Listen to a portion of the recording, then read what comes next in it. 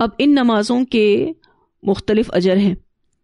اگر آپ نے اشراق کو فجر نماز پڑھنے کے بعد وہیں پر ہی اسی جگہ پر بیٹھے بیٹھے ادا کیا ہے تو آپ کو ایک مکمل حج اور ایک مکمل عمرے کا ثواب ملے گا. اچھا، خواتین بھی اس اجر کو پا سکتی ہیں. ٹھیک ہے، خواتین پر چونکہ جماعت سے نماز پڑھنا لازم نہیں ہے، اسی لیے وہ گھر میں فجر کی نماز ادا کریں اور پھر اپنی جگہ پر بیٹھی رہیں، اذکار کرتی رہیں، قرآن پڑھیں، کوئی لیکچر سننا ہے لیکچر سن لیں، کوئی احادیث پڑھنی ہے، کوئی ذکر و اذکار کرنی ہے، کوئی تسبیحات کرنی ہے، وہ کرتی رہیں اور پھر اشراق پڑھ کر اٹھیں تو انشاءاللہ تعالیٰ ان کو بھی یہ اجر ملے گا انشاءاللہ تعالیٰ.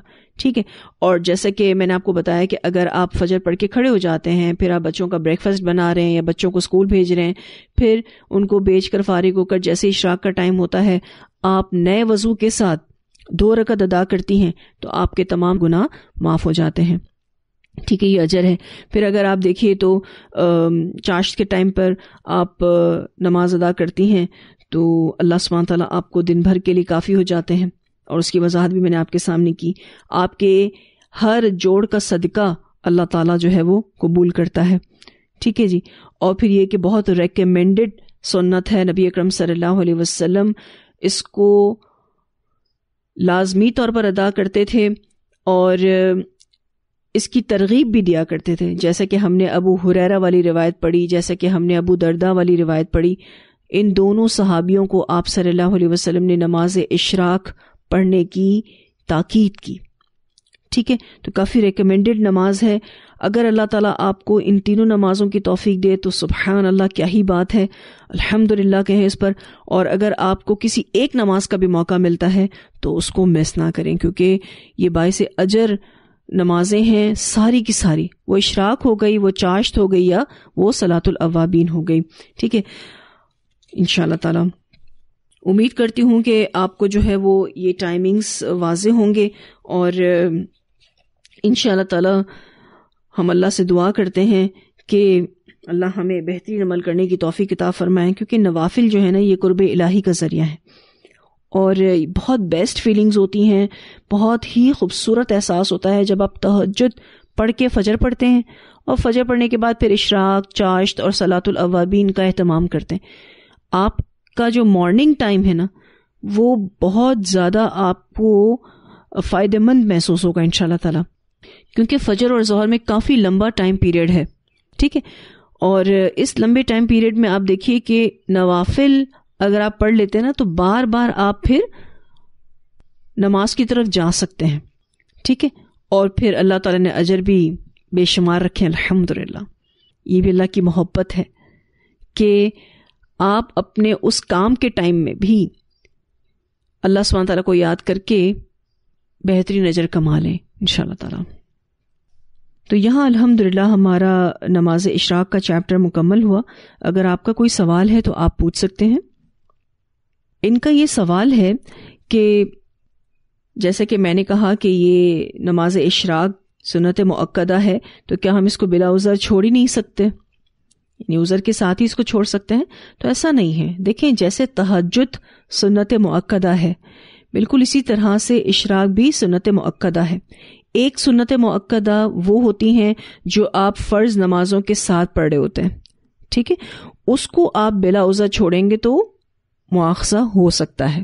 ٹھیک ہے، لیکن جو ریکمینڈڈ سناز ہیں جس میں تہجد ہے اور جیسے کہ میں نے ابھی آپ کو نماز اشراق کے بارے میں بتایا، تو یہ نوافل آپ کی مرضی پر چھوڑے گئے اور اس کے اجر و ثواب بتا کر اس کی ترغیب دلائی گئی ہے.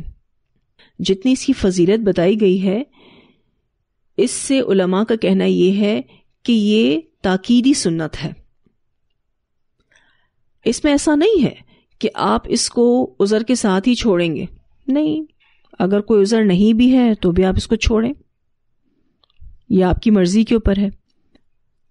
ٹھیک ہے، لیکن آپ اگر ابو ہریرہ والی روایت پر غور کریں یا ابو درداء والی روایت پر غور کریں تو جب آپ صلی اللہ علیہ وسلم ان کو کہہ رہے ہیں کہ آپ نماز اشراق پڑھنا نہیں چھوڑنا اس کو، تو علماء نے کہا کہ اس کا پھر تاکیدی سنت ہونا اس حدیث سے ثابت ہوتا ہے. تبھی تو آپ دیکھیں ابو ہریرہ نے اور ابو درداء نے کیا کہا کہ ہم جب تک زندہ ہیں اس کو نہیں چھوڑیں گے. یہ ان کے اپنے دل کی مرضی تھی. ٹھیک ہے جی. اور کوئی سوال؟ ان کا یہ سوال ہے کہ ابو ہریرہ کو جو نبی اکرم صلی اللہ علیہ وسلم نے 3 اعمال کے حوالے سے وصیت کی، جس میں آپ دیکھیے تو پہلا عمل ہر مہینے کے جو ایام 20 ہیں اس کے روزے، یعنی 3 روزے، ہر مہینے 3 روزے. ٹھیک ہے. پہلے اس کو تھوڑا سا سمجھ لیں کہ آپ اگر 13، 14، 15 کا روزہ رکھتے ہیں ہر مہینے تو بہت اچھی بات ہے. ٹھیک ہے. اور اگر آپ یہ ایام 20 کے روزے نہیں رکھ سکتے تو ہر مہینے آپ 3 روزے رکھیں. ٹھیک ہے. یہ بہت ہی بہترین سنت ہے، اور اس سے جو ہے وہ انشاءاللہ تعالی آپ کو پورے مہینے روزہ رکھنے کا اجر ملتا ہے، کیونکہ ایک روزے کا اجر 10 کے برابر ہے. تو اگر آپ ہر مہینے 3 روزے رکھ لیتے ہیں تو انشاءاللہ تعالی آپ کو پورا مہینہ روزہ رکھنے کا اجر مل جاتا ہے. دوسری بات یہ ہے کہ اشراق کی نماز کی ریکمنڈیشن آپ صلی اللہ علیہ وسلم نے کو کی، اور جو اس حدیث کی آخری بات ہے کہ ابو ہریرہ کو آپ صلی اللہ علیہ وسلم نے سونے سے پہلے وتر پڑھنے کا کہا، تو وہ اس لیے کیونکہ ان کی جو اکیڈمک ایکٹیویٹی تھی رات گئے تک وہ اس میں بزی ہوتے تھے، اسی وجہ سے آپ صلی اللہ علیہ وسلم نے ان کو کہا کہ وہ وتر پڑھ کر سو جائیں. ٹھیک ہے. اگر آپ تہجد گزار ہیں تو آپ وتر چھوڑیں، یہ زیادہ پسندیدہ ہے. ٹھیک ہے نا، کہ آپ وتر کو آخری نماز بنائیں. لیکن اگر آپ اپنی زندگی میں بہت زیادہ بزی ہیں اور آپ رات کو سونے میں لیٹ ہو جاتے ہیں، جیسے کہ ابو ہریرہ لیٹ ہو جایا کرتے تھے، تو پھر وتر پڑھ کر سو جائیں. ٹھیک ہے. یہ چونکہ ان کی زندگی میں اس طرح کی ایکٹیویٹیز تھیں کہ یہ رات کو سونے میں لیٹ ہو جاتے تھے، تو آپ صلی اللہ علیہ وسلم نے ان کو یہ چیز سجیسٹ کی. ٹھیک ہے. تو اگر آپ محسوس کرتے ہیں کہ آپ بھی اسی طرح بزی ہیں تو ٹھیک ہے آپ کے لیے، کیونکہ ہم کسی ایک حدیث سے کوئی ایک حکم نہیں لے سکتے نا.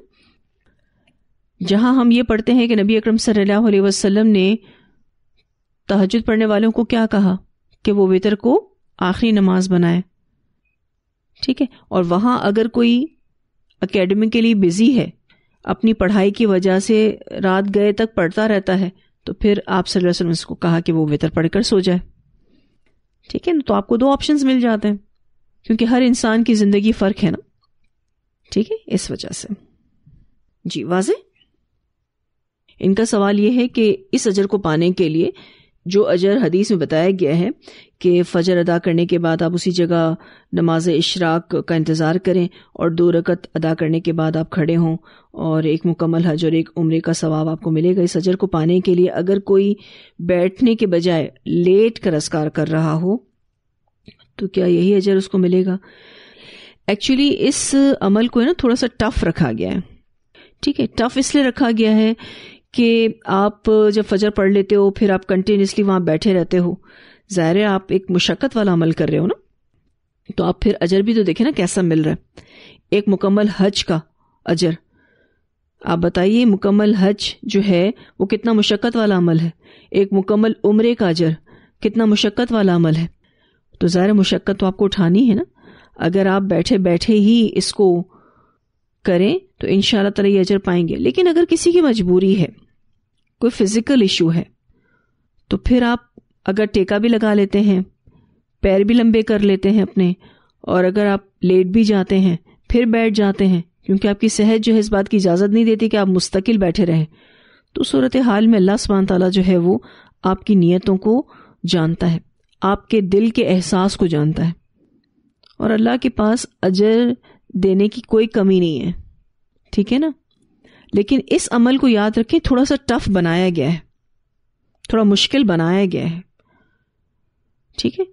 اور اس میں ایک طرح کا صبر بھی سکھایا گیا ہے، کیونکہ حج اور عمرہ جو ہے وہ مشکل عبادتیں ہیں اور اس میں بھی بڑا صبر چاہیے. تو آپ کی پریکٹس جو ہے وہ کروائی جا رہی ہوتی ہے، اندازہ بھی کروایا جا رہا ہوتا ہے کہ جو عمرہ کرتے ہیں، جو حج کرتے ہیں، تو کتنا مشقت والا عمل وہ کر رہے ہوتے ہیں. تو آپ کو گھر بیٹھے اگر یہ چیز مل جاتی ہے اجر کے اعتبار سے، ٹھیک ہے، ایسا نہیں ہے کہ اگر آپ اجر پا لیتے ہیں تو آپ کو عمرہ کرنے کی ضرورت نہیں ہے، آپ کو حج کرنے کی ضرورت نہیں، یہ بات نہیں ہے. حج کی فرضیت ساقط نہیں ہوتی اس سے، ٹھیک ہے. لیکن یہ ہے کہ اگر آپ کو یہ اجر چاہیے تو لازماً آپ کو اس کے پیچھے پھر ایفرٹس بھی کرنی ہوں گی. لیکن اگر کوئی مجبور ہے تو پھر اور بات ہے. ٹھیک ہے جی. اگر آپ سے کوئی پوچھتا ہے کہ اشراق کا ٹائم کب شروع ہوتا ہے تو آپ اس کو یہ بتائیں گے کہ طلوع آفتاب کے بعد سے 15-20 منٹ کا ٹائم آپ نکال لیں اور پھر آپ اشراق پڑھ سکتے ہیں. ٹھیک ہے. اچھا، یہ 15-20 منٹ بعد سے آپ اشراق پڑھ سکتے ہیں اور اس کا ٹائم جو ہے وہ کب تک رہتا ہے؟ 1 گھنٹہ تقریباً. ٹھیک ہے. اور ویسے اس کا جو فقہی جواب ہے وہ یہ ہے کہ دھوپ کے تیز ہونے سے پہلے تک رہتا ہے. ٹھیک ہے. اور یہ اشراق کی بات ہو رہی ہے. اچھا، جیسے ہی اشراق کا ٹائم ختم ہوتا ہے اس سے متصل کس کا ٹائم شروع ہو جاتا ہے؟ چاشت کا ٹائم شروع ہو جاتا ہے. ٹھیک ہے. متصل کا مطلب کیا ہے؟ اس کے ساتھ ہی یہ جڑا ہے. جیسے ہی اشراق کا ٹائم ختم ہوا چاشت کا ٹائم شروع ہو گیا. ٹھیک ہے. اور چاشت کا ٹائم کب تک رہتا ہے؟ جی، اگر آپ اس کو یوں کہیں کہ چاشت کا ٹائم جو ہے وہ زوال تک رہتا ہے یا زوال سے کچھ قبل پہلے تک رہتا ہے. اور اگر آپ اس کو یوں کہیں کہ ظہر کی نماز سے 15-20 منٹ یا 25 منٹ پہلے تک رہتا ہے. ٹھیک ہے. اگر آپ چاشت پڑھ رہے ہیں تو اس کا اجر الگ ہے، لیکن اگر آپ افضل چاشت پڑھنا چاہتے ہیں تو کس ٹائم پر پڑھیں گے؟ جس ٹائم پر اونٹنی کے بچے کے پاؤں ریت سے جلنے لگے، اور اس کا ٹائم ہوتا ہے دن کا چوتھائی حصہ. ٹھیک ہے. یعنی 10 سے 11 بجے کے درمیان اگر آپ چاشت پڑھتے ہیں تو یہ چاشت کی نماز بھی ہو جاتی ہے اور اس کو صلاۃ الاوابین بھی کہا جاتا ہے. یعنی آپ نے افضل ٹائم کیچ کر لیا اس کا. ٹھیک ہے. تو انشاءاللہ اللہ آپ کو دن بھر کے کاموں کے لیے کافی بھی ہو جائے گا. آپ کی ہڈیوں کے ایک ایک جوڑ کا صدقہ بھی قبول کرے گا انشاءاللہ تعالی، اور آپ اواب بھی کاؤنٹ ہوں گے. یعنی آپ اللہ کی طرف بہت زیادہ رجوع کرنے والے ہیں. آپ کاموں میں بزی تھے لیکن آپ پلٹیں اللہ کی طرف اور آپ نے نماز ادا کی الحمدللہ، تو پھر آپ اواب کاؤنٹ ہوں گے. اور جو نماز کی طرف بار بار پلٹتا ہے نا تو وہ بہت زیادہ توبہ کرنے والا بھی ہوتا ہے. ٹھیک ہے. اپنے اجر و ثواب کو بڑھانے کی فکر کرنے والا ہوتا ہے. تو اللہ اگر آپ کو توفیق دے انشاءاللہ تعالی، اس توفیق کو مانگے اللہ سے کہ یا اللہ تو مجھے تہجد گزار بنا اور میں بہترین فجر پڑھوں اور میں اشراق بھی پڑھوں، میں چاشت بھی پڑھوں اور میں صلاۃ الاوابین بھی پڑھوں. ٹھیک ہے. انشاءاللہ تعالی اللہ سبحانہ تعالی ہم سب کو بہترین عمل کرنے کی توفیق عطا فرمائے. وآخر دعوانا ان الحمد للہ رب العالمین. سبحانک اللہم وبحمدک نشہد ان لا الہ الا انت نستغفرک ونتوب الیک.